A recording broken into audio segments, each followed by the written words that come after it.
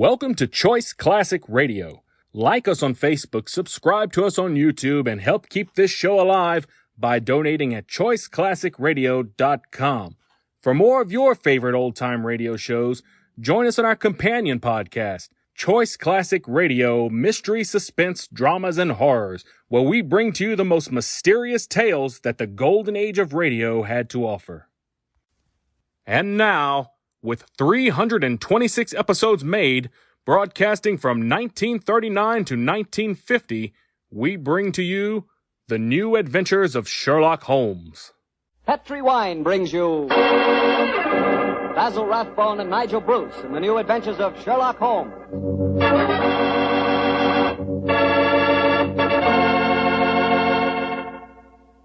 The Petri family, the family that took time to bring you good wine, invite you to listen to Dr. Watson tell us another exciting adventure he shared with his old friend, that master detective, Sherlock Holmes.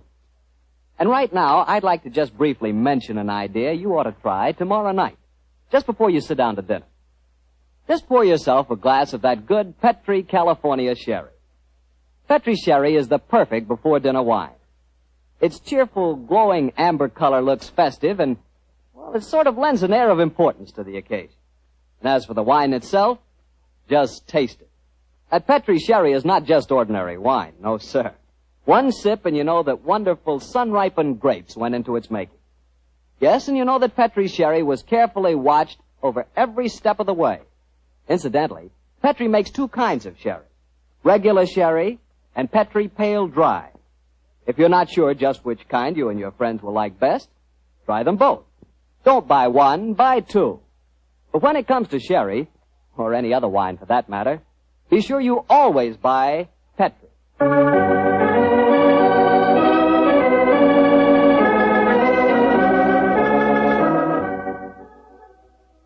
And now I'm certain our good friend Dr. Watson's waiting for us. Let's go in and join him. Come in. Ah, there you are, Mr. Bartell. Punctual to the minute, as always. Well, this is one doctor's appointment I'm eager to keep. Nice of you to say so, my boy. Draw up your usual chair and make yourself comfortable. Thanks. Well, Doctor, today's April the 1st. Did anyone try and play any jokes on you? Yes, you did, Mr. Bartell, but I'm happy to say that nobody caught me. Not as in the story that I'm going to tell you tonight, but an April Fool's Day prank certainly scored a bullseye. I see you have the dispatch box out again, Doctor. Been refreshing your memory? Yes, I have, Mr. Bartell. And when I tell you the adventure took place at 1881, I think you'll agree that after such a lapse of time, a man can hardly rely on memory alone. 1881? Say, Doctor, tonight's adventure must have been one of the really early ones. Yes, it was indeed. In fact, to be exact, it took place only a little while after Sherlock Holmes and I had first met and had taken up lodgings together.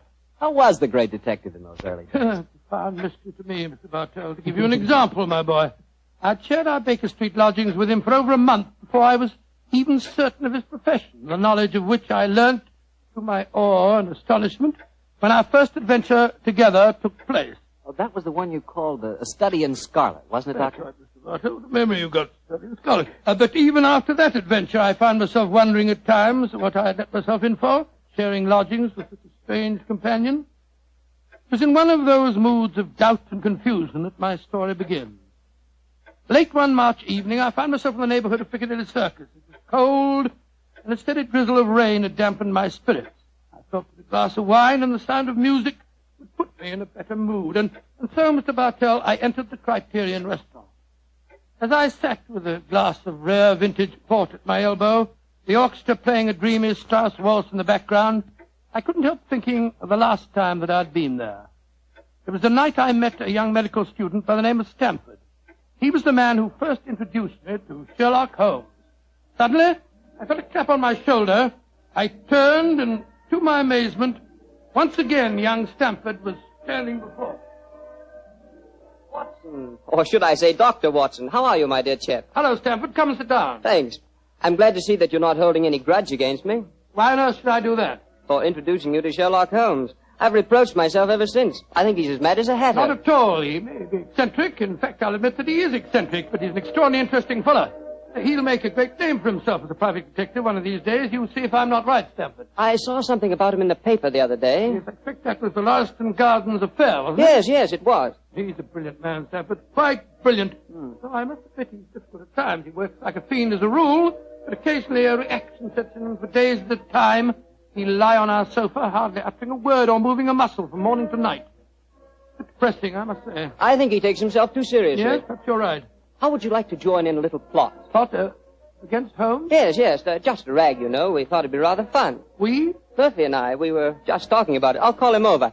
Murphy? Oh, is that Murphy? I've seen him before somewhere, haven't I? I'm sure you must have done. He's been round at the hospital, and any time you go into the British Museum, you'll find him there. Nice fella, but dull. Definitely dull. Yes, Stamford. Oh, this is a friend of mine, John Watson. This is James Murphy. How do you do? I think I've seen you at the hospital. And I know I've seen you, Dr. Watson. Oh, sit down and come and join us, won't you? Oh, thank you very much. I was just telling Watson about our little plot. Oh, you mean about Sherlock Holmes? Now, look here. I'd like you fellows to realize that Holmes is a very good friend of mine. Oh, don't worry, Watson. This is all in good fun. Don't you realize what the date is tomorrow? 1st of April, isn't it? Yes, April Fool's Day. Oh, now I see. You're going to play an April Fool's Day joke on Holmes. Yes, that's our plan. Well, it's hardly our plan, Stamford. It's really Lady Anne Partington's idea. You see, Holmes was very rude to her when she visited the hospital recently, and she wants to, take him down a peg or two. Sounds innocent enough, but I must say he's inclined to be rather arrogant at times. Well, what's the plan? Well, we'll need your help, Watson. You must be careful not to give the joke away. I'll bet you a $5 that Holmes falls for the whole story, hook, line, and sinker. Now, here's exactly what we're planning to do. Lady Anne is going to call on Holmes at Baker Street in the morning. Lady Anne, I'm very flattered that you called to see me in my professional capacity. Surely, my dear man, you didn't think this was a social call. You were much too rude to me at the hospital the other day for that. That was the point I was trying to make. Please sit down, won't you? Please take this chair, won't you, Lady Anne? It's by far the most comfortable chair in the room. Oh, thank you, Dr. Watson. And now, what can I do to help you? You've heard of the Elphinstone Emerald? Oh, yes, indeed. A magnificent stone of very considerable value. An heirloom in your family, I believe. Yes, Mr. Holmes. I keep it in a wall safe in my bedroom. This morning, when I had occasion to go to the safe, I discovered that the emerald had been stolen. Stolen? Scott, shocking business. Of course you want Mr. Holmes to recover it for you. A remarkable deduction, my dear doctor. Lady Anne, when you opened the safe, did you observe any signs of it having been tampered with? Oh, I think it's rather stupid to sit and answer questions here in Baker Street. Why don't you come over to my house in Cavendish Square and examine the safe for yourself? You are a detective, aren't you? Lady Anne, just now you accused me of rudeness. I assure you that mine, at least, was unintentional. Oh, come, Holmes. Don't be so touchy. I can promise you a substantial fee, Mr. Holmes. I'm a struggling practitioner and a new profession, eh? My poverty, but not my will, consents. I pay thy poverty, and not thy will. You see, I can quote my Shakespeare, too, Mr. Holmes. My carriage is waiting, gentlemen. Let's drive over to Cavendish Square at once, shall we?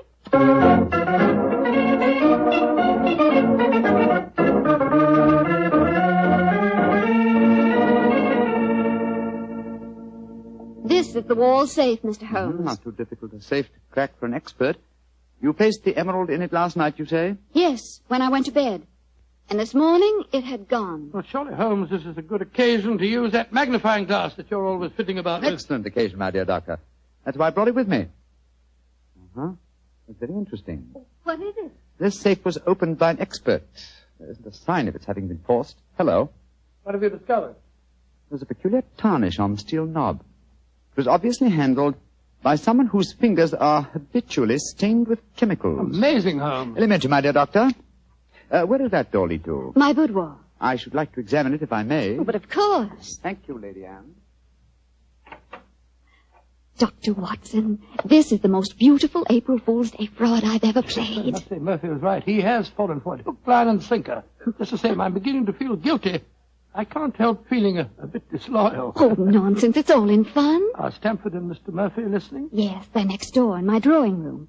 I'm sure their ears are positively glued to the keyhole. Well, I do hope Holmes won't be angry with me. Shh, here he comes. Nothing of any interest in there. The windows haven't been tampered with. We may presume, therefore, that the thief did not enter by an upstairs window. Lady Anne. Yes, Mr. Holmes. This room has not been touched since you discovered your loss? Oh, no. I told the servants to leave it exactly as it was while I came to fetch you. Splendid. Deep pile carpet, eh? Could be better. The thief was a tall man with a long stride. Oh, come, Holmes. I know your methods, but there aren't any footprints on this carpet that that you can identify, even with your magnifying glass. My dear doctor, I've studied many crimes, and I've never seen one yet that was committed by a flying creature. As long as a criminal remains on his two legs, there must be some trifling displacement can be detected by a keen observer. I assure you that the marks on this carpet indicate that the thief was a tall man with a long stride.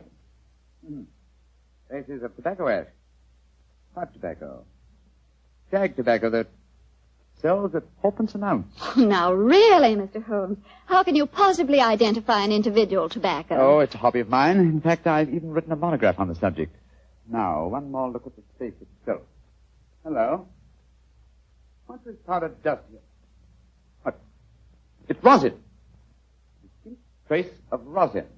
Lady Anne, I suggest that you get in touch with Scotland Yard at once. You mean that you've solved it, Holmes? I mean, my dear doctor, that I can give you a reasonably complete picture of the thief, and that picture is so individual that I'd be surprised if it would fit more than one man in London. Why, this is pure magic, Mr. Holmes.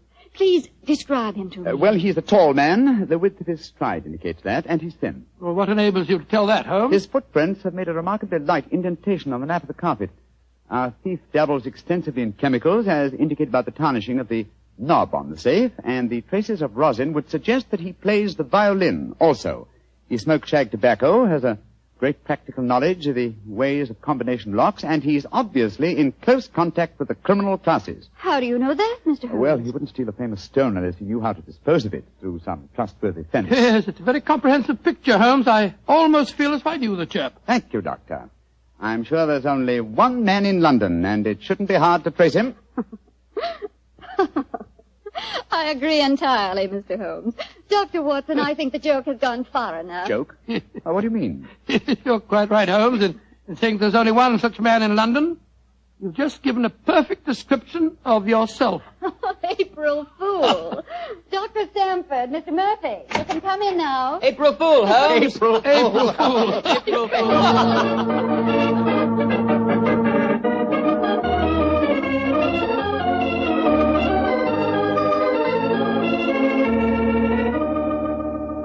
Come along here, into the drawing room, everyone. Let us drink a glass of wine to Mr. Holmes, who has so graciously forgiven us for the little trick we played on him. And also to Dr. Stamford, who thought of the whole idea. No hard feelings, Holmes. Oh, no, Doctor.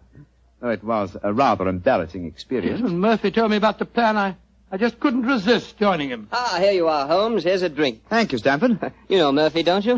No, I don't think we've met. How do you do, sir? How do you do, Holmes? How did you like the little game we played on you? It was rather a salutary experience. I suppose you gave them all the details to build up the picture of me, eh, Doctor? As a matter of fact, I did, Holmes, and knowing some of your methods, we tried to plant every clue that you'd pick up. Very neat job, too, and incidentally, a perfect example of the dangers of deductions based on purely circumstantial evidence. I shall profit from this little lesson. I must say it was worth a fortune in emeralds to see your face, Holmes, when you realized what you'd done. Well, the joke's over now. By the way, where is Lady Anne? I believe she said she was going to fetch the Elphinstone emerald. She thought you might be interested in seeing it. She probably feels the sight of it will salve my wounded vanity. Oh, here she comes now. Mr. Holmes! Mr. Holmes! Great Scott, what's wrong? What's happened, Lady Anne? The emerald, it's not where I hid it. This time it's really stolen.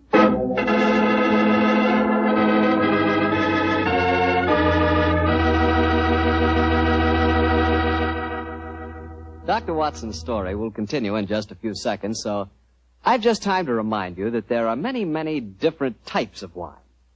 But if you want one wine that's fine for almost any occasion, then you want Petri California Sherry. Petri Sherry is fine before dinner, of course. But Petri Sherry is good after dinner, too. And it's the perfect wine for cocktail time or any time friends drop in. Everybody will love the real heart-of-the-grape flavor you get in every sip of Petri Sherry.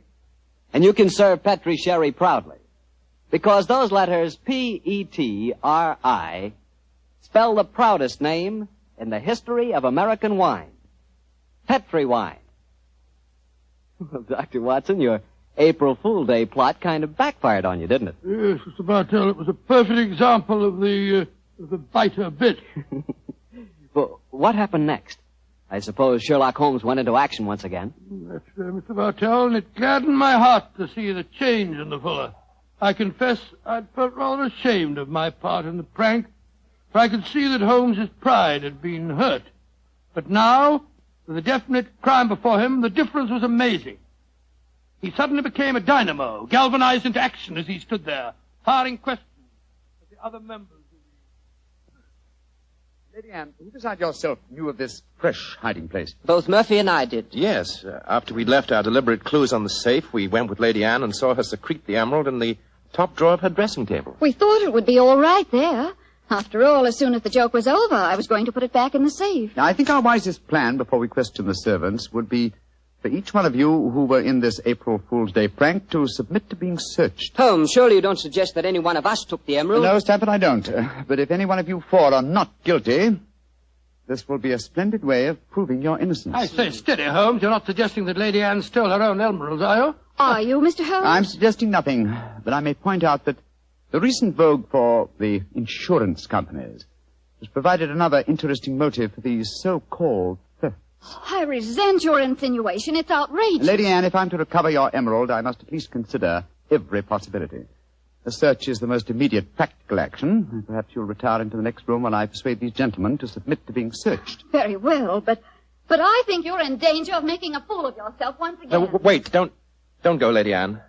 A search won't be necessary. What do you mean, Murphy? I must throw myself on your mercy, Lady Anne. I confess that I stole the emerald. Murphy! After you put it in the drawer, Lady Anne, I slipped back into the room and took it out. Murphy, that's a criminal action. I know it, but I'm poor. I need money desperately for my mathematical research. I knew the emerald was priceless, and I couldn't resist the temptation to take advantage of a joke. Here, Lady Anne, here's the stone, and please don't prosecute me. Please don't. It'd be my ruin. May I examine the emerald, Lady Anne? Thank you. Well, Mr. Murphy, I won't pretend that I'm not deeply shocked. I must ask you to leave my house. But you won't prosecute me, will you? It was a moment's temptation. No, I won't prosecute you. Holmes, what are you doing with the emerald? Well, knowing something of the deceptive ways of thieves, I came on this case fully prepared to test the emerald when I found it. Now, a drop of this acid from this vial, so... Mr. Holmes, what are you doing? You'll injure the stone. No, not if it's a true emerald. Look at that. Good Lord, the acid's eating to the stone as if it was sugar. Then that means It means, Lady Anne, that Mr. Murphy has just imperiled his honor and his freedom to steal a singularly beautiful fake.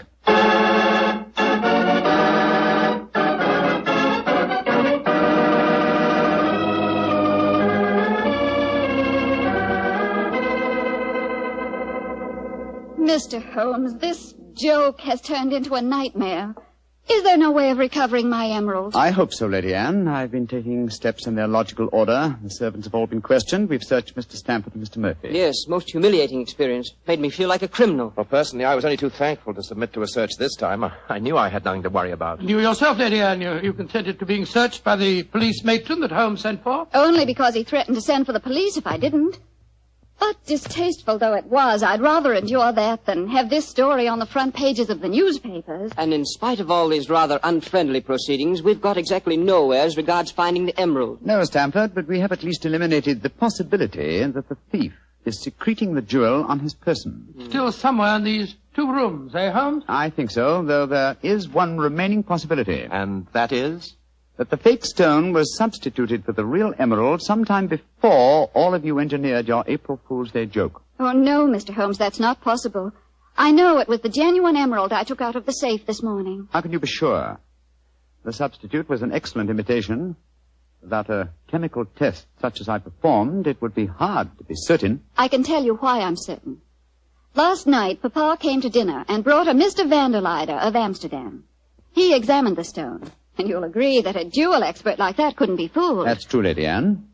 And what did you do with the emerald after Mr. Vanderleider left? I locked it in my safe and went to bed. Mm-hmm. I didn't unlock the safe again until Dr. Stamford and Mr. Murphy came here this morning. That settles it, then. The real emerald is still hidden somewhere in these two rooms. But where? That's the question. I must say it's completely mystifying. Well, let's go back to what we were all doing at the exact moment you came into the room, Lady Anne, and informed us of the loss of your stone.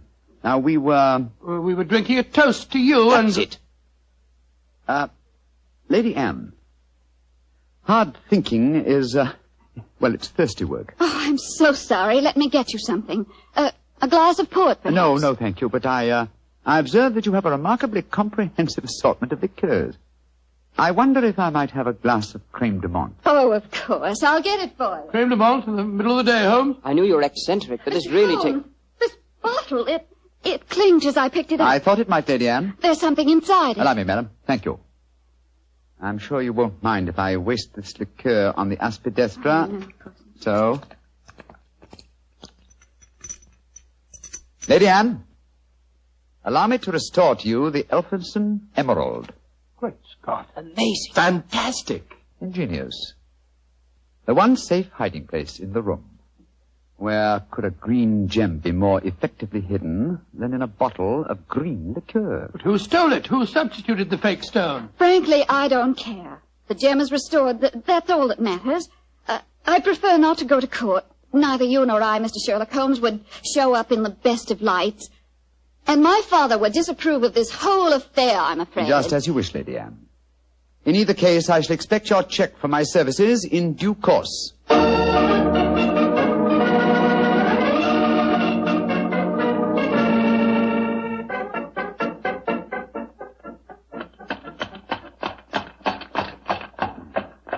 Well, here we are at the Criterion again, Stamford. Won't you come in and join us for lunch? Thanks, Watson, but I'll keep the cab and go on. I actually have a patient this afternoon.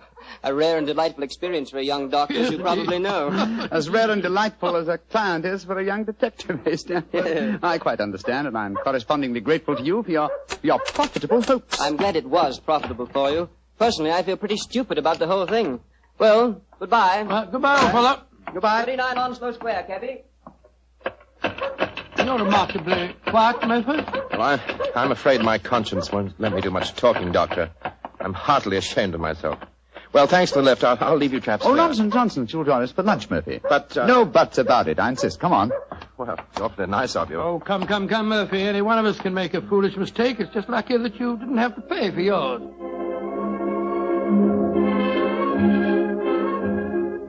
Monsieur wishes a table. Yes, to 3, please. This way, monsieur.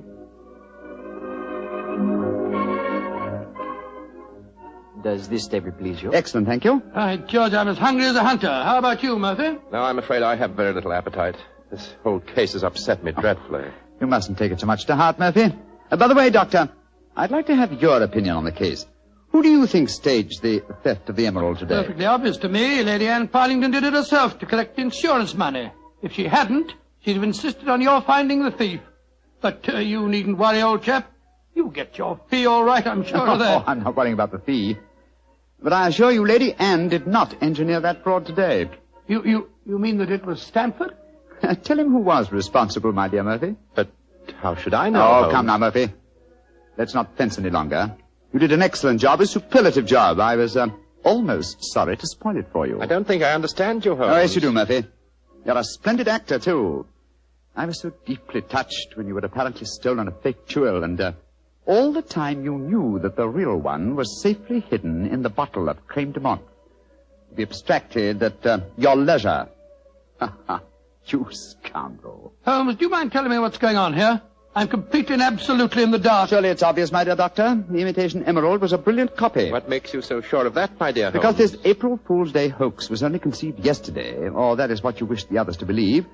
Such a superb paste gem could not have been made at such short notice. Therefore, it must have been prepared by someone who knew about the hoax before it was arranged. Now, my dear doctor, when Stamford told you about the plan last night, whose idea did he say it was? He told me that it was Lady Anne Partington's plan. Precisely. And yet Lady Anne referred to it today as Stamford's idea. Obviously, you, my dear Murphy, presented the plan to each as the notion of the other, and so only you could have arranged the real theft behind the hoax.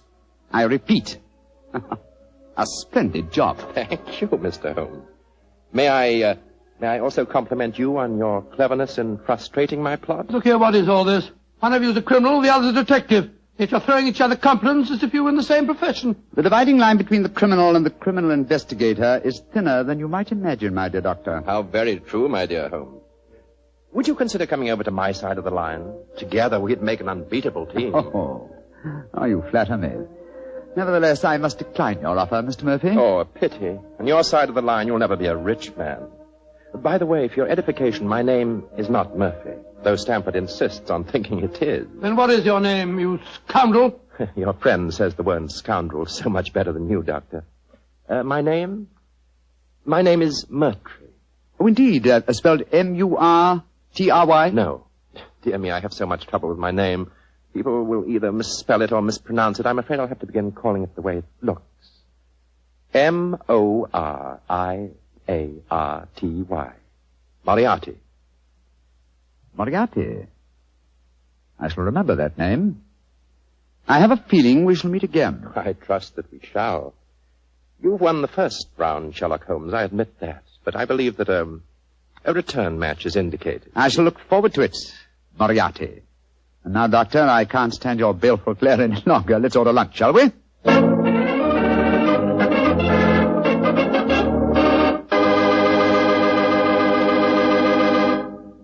Doctor, that was a pretty hectic April Fool's Day. Yes, it was. I never want to see another one exactly like it. I don't blame you.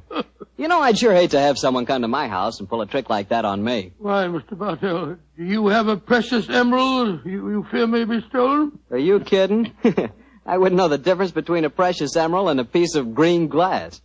But when it comes to rubies, now that's something else. Oh, you would know a ruby when you saw it. Sure, because a ruby has exactly the same color as a glass of Petri California port held up to the light. Mr. Bartell, you can find more excuses for talking about Petri wine than any man in the entire world. Believe me. Excuses, Doctor? I don't need an excuse to talk about Petri wine. Why, there's a wine that actually speaks for itself. If I may borrow a phrase from Shakespeare or somebody. There's no other wine quite like Petri wine because only Petri wine is made by the Petri family. And the Petri family has been making wine for generations. They've been handing down from father to son, years and years of knowledge and experience of the fine art of turning luscious grapes into clear, fragrant, delicious wine. Yes, and because the making of Petri wine is a family affair, those letters P-E-T-R-I on a bottle of wine are the personal assurance of the Petri family that every drop of wine in that bottle is good wine. You never miss with a Petri wine because Petri took time to bring you good wine. Well, Dr. Watson, what's the prescription for next week's story? Well, next week, Mr. Bartell, I'm going to tell you a rather unusual story. It concerns a series of strange disappearances and a murder without apparent reason, and yet it was a case that Sherlock Holmes solved without ever meeting any of the suspects.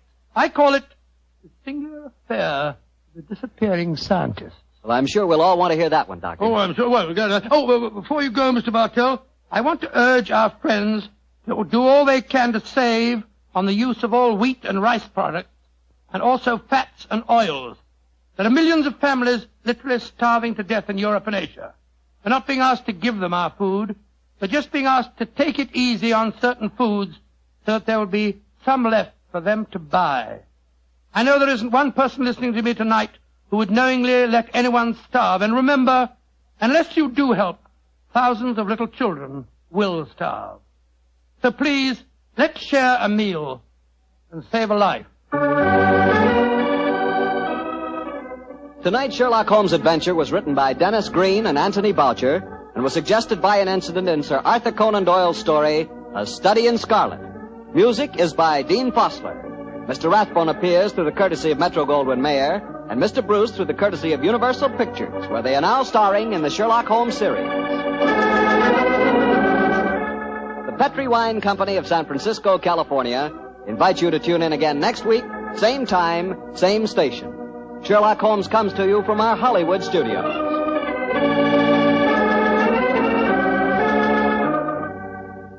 This is Harry Bartell saying goodnight for the Petri family. For a solid hour of exciting mystery dramas, listen every Monday on most of these same stations at 8 o'clock to Michael Shayne, followed immediately by Sherlock Holmes. This is the Mutual Broadcasting System. That concludes today's episode. We'd like to thank you and remind you to donate at choiceclassicradio.com. Remember, your donations make episodes like this possible.